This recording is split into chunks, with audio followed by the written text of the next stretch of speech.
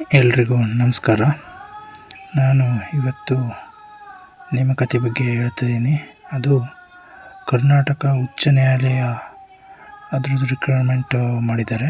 Karnataka ಹೈಕೋರ್ಟಿಂದು total 106 post ಮಾಡಿದ್ದಾರೆ. HK ಮತ್ತು RPC ನಾನ್ ಹೈದರಾಬಾದ್ ಕರ್ನಾಟಕ ಎರಡು ಸೇರಿ ಟೋಟಲ್ 106 ಪೋಸ್ಟು. ಅದರಲ್ಲಿ 98 ಪೋಸ್ಟು ನಾನ್ HK ಭಾಗದವರಿಗೆ, ಇನ್ನು 8 ಪೋಸ್ಟು HK ಭಾಗದವರಿಗೆ. ಹೀಗೆ ಮೊದಲನೇದಾಗಿ ನಾನ್ HK ಭಾಗದವರಿಂದ ಇದು ಮಾಡ್ತಾ ಬರೋಣ. ಏನಂದರೆ ಟೋಟಲ್ಲು 96 ಪೋಸ್ಟ್ ಇದೆ ಯಾವುದಕ್ಕೆ, ನಾನ್ HKದವರಿಗೆ. ಅದರಲ್ಲಿ POನು ಅಂದರೆ ಜವಾನ್, ಕಾವಲುಗಾರ, ಸ್ವೀಪರ್ ಆಗಲಿ ಅವರಿಗೆ 90 post. 90 post. Lift attender 5 post, ಸಹಾಯಕ ಬೈಂಡರು 1 ಪೋಸ್ಟು, ದರ್ಜಿ 1 post, dhobi 1 post. Application already start ಆಗಿದೆ, ಅಂದರೆ ಜುಲೈ 2ರಿಂದನೇ ಸ್ಟಾರ್ಟ್ ಆಗಿದೆ. ಲಾಸ್ಟ್ ಡೇಟು 31 ಜುಲೈ 2026 ಅವಾಗಲೇ ಲಾಸ್ಟ್ ಡೇಟು. ಇದಕ್ಕೆ ಆನ್ಲೈನ್ ಮುಖಾಂತರ ಅರ್ಜಿ ಸಲ್ಲಿಸಬೇಕು. ಮತ್ತು ನಿಮ್ಮ ಪರಿಶಿಷ್ಟ ಜಾತಿ ಆಗಲಿ ಯಾವುದೇ ಆಗಲಿ ಎಲ್ಲ ಪ್ರಮಾಣ ಪತ್ರ ಇರಬೇಕು.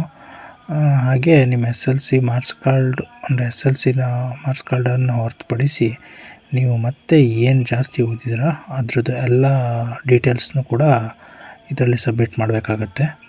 ಯಾವುದರಲ್ಲಿ ಅಂದರೆ judiciary.karnataka.government.in ಅಂತ ವೆಬ್ಸೈಟ್ ಇದೆ, ಅದರಲ್ಲೆಲ್ಲ ಸಬ್ಮಿಟ್ ಮಾಡಬೇಕಾಗತ್ತೆ. ಅಪ್ಲೈ ಮಾಡೋದು ಅದರಲ್ಲೇ ಹಾಗಂತ. ನಾನಿವಾಗ ಯಾವ್ಯಾವ ಕ್ಯಾಸ್ಟಿಗೆ ಎಷ್ಟೆಷ್ಟು ಪೋಸ್ಟ್ ಇದ್ದಾವೆ ಅನ್ನೋದ್ರ ಬಗ್ಗೆ ಈಗ ಪಿ ಡಿ ಎಫಲ್ಲಿರೋ ಫೋಟೋ ಇದನ್ನು ಹಾಕ್ತೀನಿ. ನೀವು ಅದರಲ್ಲಿ ನೋಡ್ಕೊಳ್ಳಿ. ಅಂದರೆ ನಿಮ್ಮ ಕ್ಯಾಸ್ಟಿಗೆ ಎಷ್ಟೆಷ್ಟು ಹುದ್ದೆಗಳಿವೆ ಅನ್ನೋದನ್ನ ಕರೆಕ್ಟಾಗಿ ನೋಡಿಕೊಂಡು ನೀವು ಅಪ್ಲೈ ಮಾಡಿ. ಏನಕ್ಕಂದರೆ ಅದು ಇಂಪಾರ್ಟೆಂಟ್ ಆಗುತ್ತೆ ನಿಮಗೆ. ಹಾಗೆ ಅಂಗವಿಕಲ ಅಭ್ಯರ್ಥಿಗಳು ಇದನ್ನು ಕರೆಕ್ಟಾಗಿ ನೋಡ್ಕೊಳ್ಳಿ. ಅದರಲ್ಲೂ ಎಲ್ಲ ಇದೆ. 44ನೇ ಬಿಂದು, 4ನೇ ಬಿಂದು, 4ನೇ ಬಿಂದು ಅಂತ ಹೇಳಿ ಲೋ ಡಿವಿಷನ್ನು ಅಥವಾ deaf and hard of hearing ಹೀಗೆ ಸುಮಾರು ಇದ್ದಾವೆ. ಇದನ್ನು ನೋಡಿಕೊಂಡು ನೀವು ಅಪ್ಲಿಕೇಶನ್ ಹಾಕಬೇಕಾಗತ್ತೆ. ಅದಕ್ಕಾಗಿ ಎಲ್ಲ ಸರಿಯಾಗಿ ಅಬ್ಸರ್ವ್ ಮಾಡ್ಕೊಳ್ಳಿ. ಹಾಗೆ ಲಿಫ್ಟ್ ಅಟೆಂಡರು ಮತ್ತು ಸಹಾಯಕ ಬೆಂಡರು, ಹಾಗೆ ದರ್ಜಿ ಮತ್ತು ದೋಬಿನೂ ಎಷ್ಟೆಷ್ಟು ಪೋಸ್ಟ್ ಇದೆ ಅಂತ ಹೇಳಿ ಇಲ್ಲಿದೆ, ನೋಡ್ಕೊಳ್ಳಿ. ಅದನ್ನು ಕರೆಕ್ಟಾಗಿ ಓದ್ಕೊಂಡು ಅಪ್ಲಿಕೇಶನ್ ಹಾಕಿ. ಹಾಗಂತ ಅಭ್ಯರ್ಥಿಗಳು ಒಂದು ಪೋಸ್ಟ್ಗಿಂತ ಜಾಸ್ತಿ ಪೋಸ್ಟ್ ಅಪ್ಲೈ ಮಾಡಬೇಕಂದ್ರೆ, ಬೇರೆ ಎಲ್ಲದಕ್ಕೂ ಅಪ್ಲಿಕೇಶನ್ ಹಾಕಬೇಕಂದ್ರೆ ಅಲ್ಲಿ ಪ್ರತಿಯೊಂದು ಪೋಸ್ಟಿಗೂ ಬೇರೆ ಕಡೆ ವೆಬ್ಸೈಟ್ ಇರುತ್ತೆ. ಸೊ ಅಲ್ಲಿಗೆ ಹೋಗಿ ಪ್ರತಿಯೊಂದು ಪೋಸ್ಟಿಗೂ ನೀವು ಅಪ್ಲೋಡ್ ಮಾಡಬೇಕಾಗತ್ತೆ.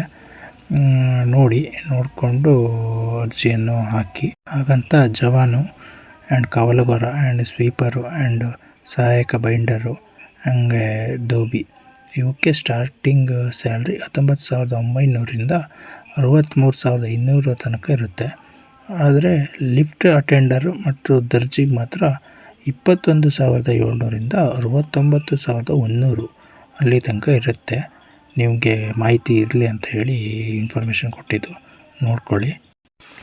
ಈ ನೇಮಕಾತಿನೂ ಸರ್ಕಾರ ಆದೇಶದಂತೆ ವಯೋಮಿತಿ 5 ವರ್ಷ ಸಡಿಲಿಕೆಯನ್ನು ಕೊಟ್ಟೇ ಮಾಡ್ತಾಯಿದ್ದಾರೆ.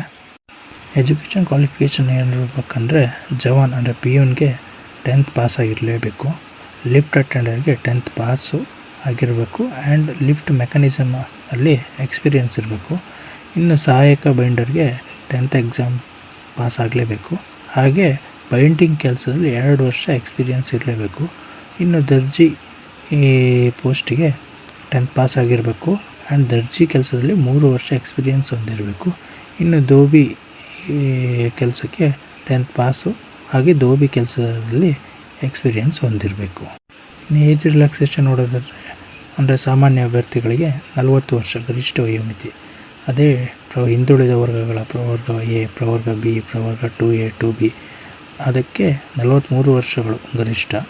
ಇನ್ನು ಪರಿಶಿಷ್ಟ ಜಾತಿ, ಪರಿಶಿಷ್ಟ ಪಂಗಡ ಹಾಗೂ ಇತರ ಹಿಂದುಳಿದ ವರ್ಗಕ್ಕೆ ಸೇರಿದ ಪ್ರವರ್ಗ 1 ಟೋಟಲ್ 45 ವರ್ಷ ಗರಿಷ್ಠ ವಯೋಮಿತಿ ಇರುತ್ತೆ. ಅಭ್ಯರ್ಥಿಗಳು ಆನ್ಲೈನ್ ಮುಖಾಂತರ ಫೀ ಪೇಮೆಂಟ್ ಮಾಡಬೇಕಾಗತ್ತೆ. ಅಂದರೆ ಸಾಮಾನ್ಯ ಅಭ್ಯರ್ಥಿಗಳಿಗೆ 200 ರೂಪಾಯಿ, ಇತರ ಹಿಂದುಳಿದ ವರ್ಗಗಳು 2A, 2B, 3A, 3B ಅದಕ್ಕೆ 200 ರೂಪಾಯಿ.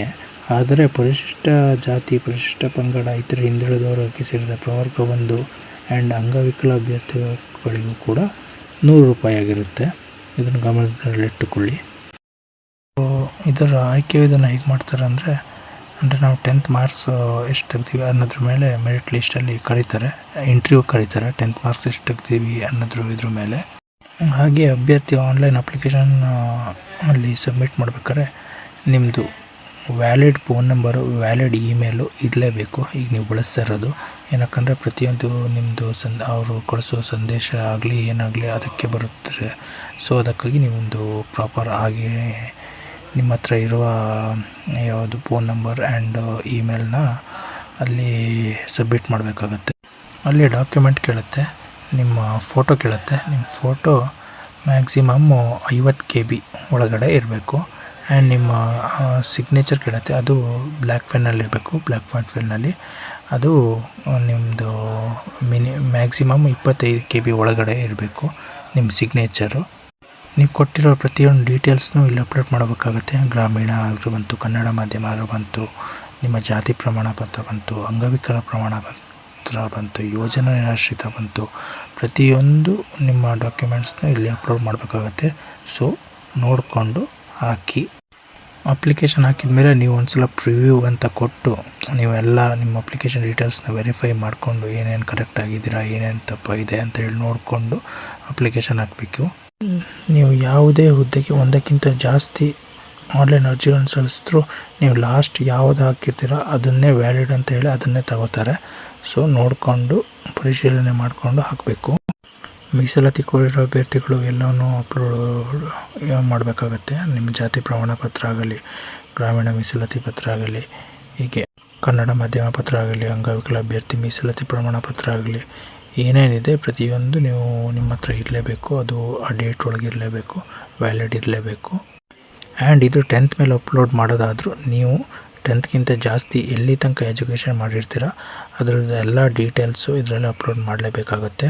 ಅದು ಇನ್ಫಾರ್ಮೇಷನ್ ಕೇಳಿದಾಗ ನೀವು 10th ನಂತರ ಏನು ಮಾಡಿರಿ ಏನು ಅನ್ನೋದನ್ನ ಎಲ್ಲದನ್ನೂ ಇಲ್ಲಿ ಅಪ್ಲೋಡ್ ಮಾಡಬೇಕು.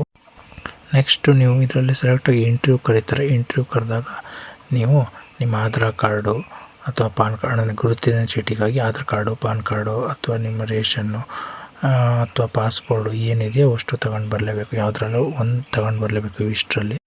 ಹಾಗೆ ನೀವು ಏನೇನು ಅಪ್ಲೋಡ್ ಮಾಡಿದ್ದೀರಾ ಅವನ್ನಷ್ಟು ಡಾಕ್ಯುಮೆಂಟ್ಸು ತರಬೇಕು. ನೀವು ಯಾವ್ಯಾವ ಪ್ರಮಾಣ ಪತ್ರ ನಿಮ್ಮ ಹತ್ರ ಇದೆ ಅವನ್ನಷ್ಟು ತರಲೇಬೇಕು ಯಾವಕ್ಕೆ ಇಂಟರ್ವ್ಯೂ ಬರಬೇಕಾದ್ರೆ. ನೀವು ಕೊಟ್ಟಿರೋ ಮಾಹಿತಿ ಸುಳ್ಳು ಅಥವಾ ಏನಾರು ಅಂತ ಪ್ರೂವ್ ಆಯ್ತಂದರೆ ನಿಮ್ಮನ್ನ ಅರ್ಹತಾ ಮಾನದಂಡಗಳನ್ನ ಪೂರೈಸದೇ ಇದ್ದರೆ ನಿಮ್ಮನ್ನ ಡಿಬಾರ್ ಮಾಡ್ತಾರೆ. ಇನ್ನು ಹೈದರಾಬಾದು ಕರ್ನಾಟಕಕ್ಕಾದರೆ ಟೋಟಲ್ 8 ಪೋಸ್ಟ್ ಇದೆ. ಅದರಲ್ಲಿ ಯಾವ್ಯಾವ ಜಾತಿಗಳಿಗೆ ಯಾವ್ಯಾವ ಎಷ್ಟೆಷ್ಟು ಪೋಸ್ಟ್ ಇದ್ದಾವೆ ಅನ್ನೋದನ್ನ ನಾನಿಲ್ಲಿ ಅಪ್ಲೋಡ್ ಮಾಡಿರ್ತೀನಿ, ನೋಡಿಕೊಂಡು ಅಪ್ಲೈ ಮಾಡಿ. ಇನ್ನು ಬಾಕಿ ಎಲ್ಲ ವಿಚಾರನೂ HK ನಾನ್ HK ಎರಡಕ್ಕೂ ಸೇಮ್ ಇದೆ. ಹೆಚ್ಚಿನ ಮಾಹಿತಿಗಾಗಿ ಗೋಲ್ಸ್ ಫಾರ್ ಲೈಫ್ ಯೂಟ್ಯೂಬ್ ಚಾನಲ್ನ ನೋಡಿ ಹಾಗೂ ಸಬ್ಸ್ಕ್ರೈಬ್ ಮಾಡಿ. ಹೀಗೆ ಏನೇ ನ್ಯೂಸ್ ಇದ್ದರೂ ನಾನು ಇದರಲ್ಲಿ ಅಪ್ಡೇಟ್ ಮಾಡ್ತಾ ಇರ್ತೀನಿ. Thank you so much.